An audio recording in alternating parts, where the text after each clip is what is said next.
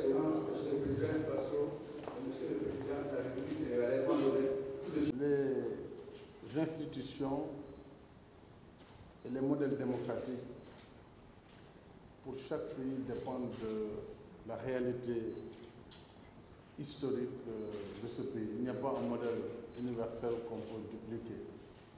Le Sénégal a supprimé son Sénat. Ce n'est pas la première fois d'ailleurs, puisque notre Sénat a été créé 2 fois, supprimé 2 fois. Il n'est pas dit d'ailleurs qu'il ne sera pas réinstauré. Tout dépend du dialogue et au moment même où je vous parle, j'ai institué une commission nationale de réforme des institutions, justement, qui doit voir quelles sont les institutions les plus appropriées, sous quelle forme et comment revoir notre constitution pour la stabiliser. La démocratie, c'est un processus continu et dynamique. On ne peut pas, de notre point de vue, avoir un schéma classique qui peut s'appliquer à l'ensemble des pays. Donc chaque pays, selon les situations du moment, selon la réalité, doit pouvoir décider en toute souveraineté de ce qu'il considère comme étant le plus approprié. Un Sénat dans une démocratie peut parfaitement se comprendre. Et les plus grandes démocraties citées, les États-Unis, la France, en tout cas en Europe, ces chambres existent. Ailleurs, les chambres n'existent pas, vous avez un parlement monocaméral. Ça dépend donc de chaque pays en réalité.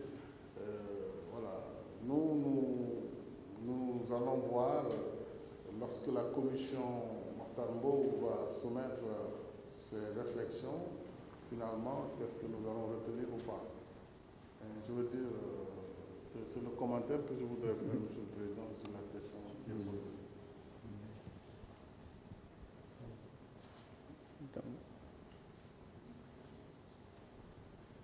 Oui.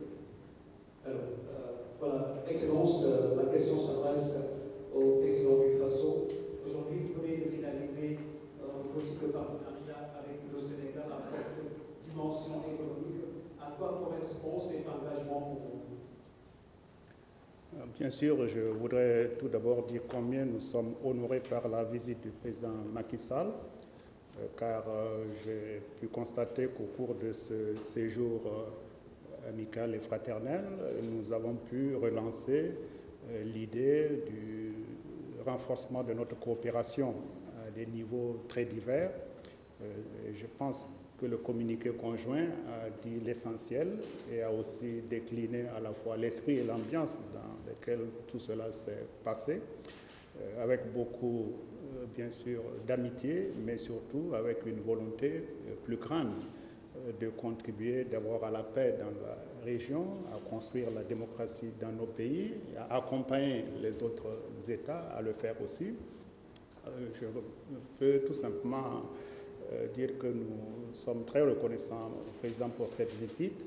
Et comme vous le savez, j'ai donné aussi mon accord pour visiter le Sénégal et ce sera encore dans le prolongement de ce que nous avons fait aujourd'hui. Excellence, la libre circulation des biens et des personnes pourrait catalyser le développement dans les pays de la sous-région. Quelles sont les orientations pour dynamiser l'intégration sous-régionale? Je pense que ce qui est important de noter, c'est qu'il n'y a pas de développement intégré s'il n'y a pas de mobilité des hommes, s'il n'y a pas de mobilité des marchandises. Or, nous constatons au niveau de notre espace ouest africain qu'il y a des entraves, parfois tarifaires ou non tarifaires, qui gênent cette circulation utile à l'intégration, mais utile aussi au développement de nos propres économies.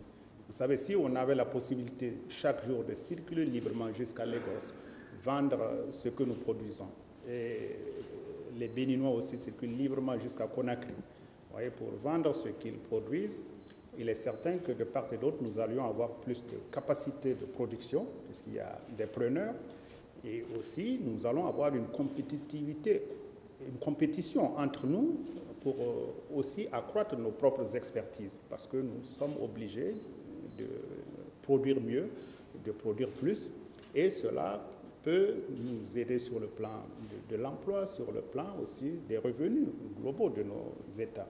Alors, c'est dire donc que nous allons partir d'une évaluation de ce qui existe, quelles sont les entraves les entraves principales et quels sont les axes pour lesquels nous devons mettre l'accent afin de les ouvrir pour cette coopération, pour cette grande mobilité qu'il faut pour permettre à notre Afrique de l'Ouest d'avoir plus de capacité de production économique.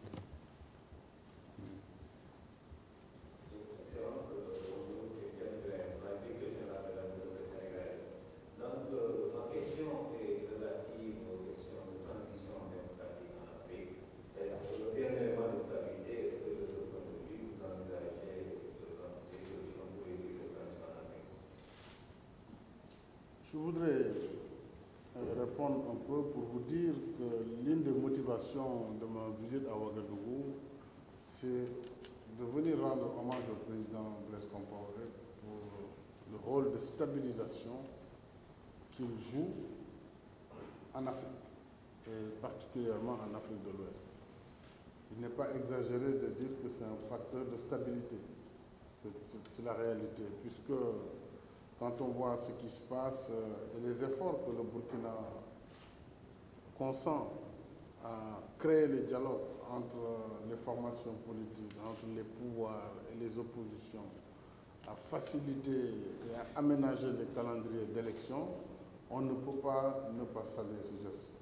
Et autrement, nous aurions vu des situations extrêmement difficiles dans la plupart de nos pays. Ce rôle donc doit être salué, magnifié et renforcé par tous ceux qui sont épris de démocratie et qui ont compris qu'il n'y a point de développement sans stabilité. Et notre défi le plus important, c'est d'assurer la stabilité dans nos pays, la sécurité et bien sûr de nous attaquer aux questions du développement. Et sur ce plan, je crois que la CEDEAO, la communauté internationale doit rendre hommage au président Compaoré pour tous les efforts et l'encourager à poursuivre d'ailleurs ces efforts de médiation, ces efforts de réconciliation que plusieurs pays en tout cas ont pu constater pour s'en réjouir. Merci, M. Omar, président de l'agence France Burkina. Je voudrais poser une question, saisir la balle du président sénégalais pour poser une question au président Compaoré, qui est médiateur en ce moment au Mali. Je voudrais savoir, est-ce que la situation en ce moment au nord du Mali m'inquiète par rapport aux élections qui ont lieu dans quelques jours dans ce pays-là? Merci. Bien, je voudrais appuyer sur ce que le président Macky disait tout à l'heure. Lorsque l'on fait une évaluation des conflits sur le continent, on se rend compte que généralement, c'est à partir d'un certain nombre de graves déficits politiques, notamment en matière de transition, en matière d'organisation des élections, que ces conflits naissent. Et si bien que parfois, il y a plus de compréhension de la part des citoyens, des forces politiques, pour amener les uns et les autres à se retrouver autour de la Constitution, autour des règles du jeu, mais par moments, cela a été très difficile, comme nous le voyons au Mali, depuis donc la fin du mandat du ancien président Madi Toumani Touré. Alors, et comme je le dis parfois, en fait, au Mali, on dit la crise malienne, mais ce n'était pas une crise. Tout simplement, c'était une catastrophe. Parce qu'un coup d'État à Bamako, c'est déjà une crise. Une partie du pays qui veut l'indépendance, une crise. Une partie du Mali qui veut un État islamique, une crise. Des étrangers AQMI qui occupent des villes, autre crise. Des étrangers ou des narcotrafiquants et autres qui se sont installés, et tout ça réuni en même temps. Alors, donc, je pense qu'il faut qu'on se félicite de mouvements positifs que nous avons pu observer entre forces, bien sûr, politiques à Bamako et les mouvements armés du Nord pour arriver à cet environnement politique qui nous permet d'aller vers des élections qui, bien sûr, comme on le constate, nous savons qu'il y a encore des difficultés, mais nous sentons une grande volonté des Maliens de réussir ce pari-là, d'organiser ces élections pour mieux organiser l'avenir. Et je crois qu'il faut surtout aujourd'hui les encourager, que malgré ces difficultés, ils puissent sortir de ces élections une autorité légitime pour conduire les grands débats, les grandes discussions que nous allons avoir sur l'avenir du Mali dans un ensemble uni et bien sûr en parfaite harmonie avec aussi tous ses voisins, car c'est cela le plus difficile à atteindre. Merci.